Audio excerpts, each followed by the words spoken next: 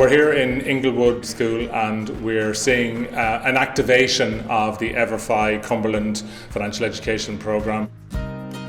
The aim of the partnership with EverFi is to make sure that children are getting a great grounding for financial education, but also learning the basics around money, around wants and needs.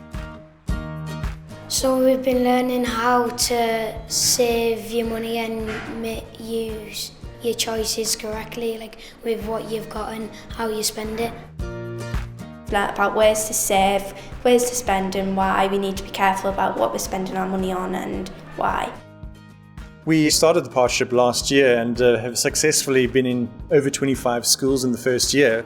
And we are starting the second year on a real high. We've done some games with educational value, but we can also talk to our friends and have a good time. It's really about helping the kids understand through really engaging interactive software that EverFi has provided in the school to really help them have a sort of gamification around really what's important to really make sure that money matters and what they can actually use money for.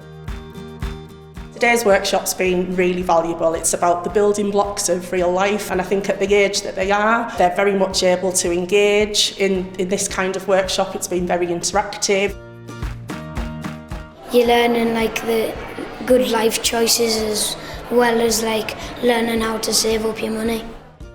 We're learning now when we're all 10 or 11 because we've still got a good few years until we start moving out, going to university, college, and before we have to spend money for ourselves. So it's good to learn about it early.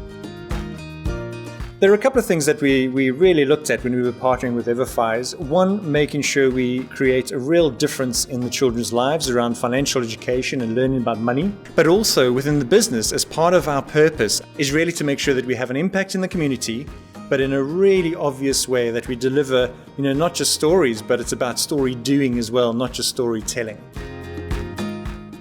I think I'll definitely be more careful about what I'm spending my money on and probably save a bit more because I'm more of a spender than a saver.